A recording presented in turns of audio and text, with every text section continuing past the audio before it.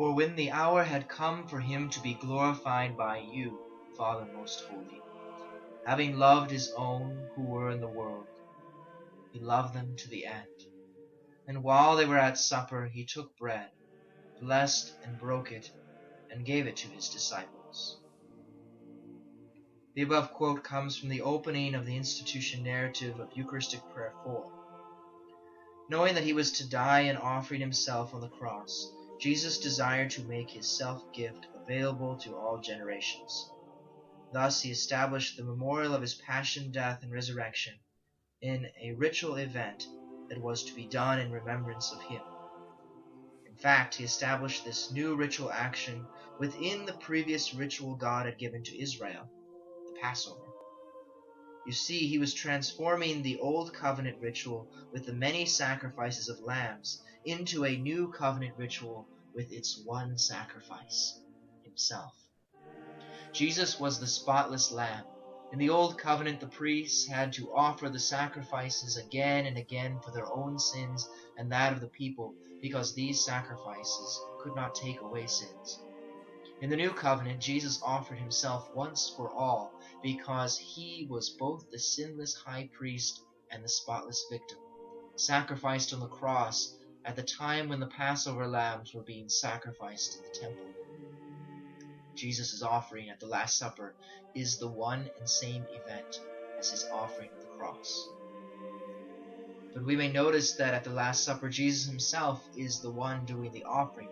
Indeed, it must be him, for only he can offer himself on the cross for our salvation.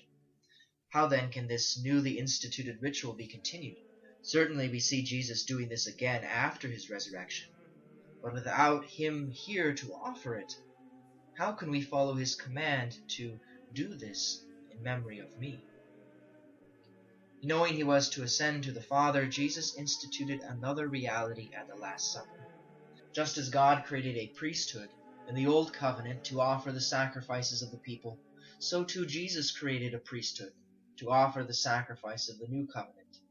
But unlike the Old Testament priesthood, the priests of the New Covenant have to, in a very real way, act in the very person of Jesus Christ. For the sacrifice they offer is nothing other than that of Jesus himself in the Last Supper and on the cross.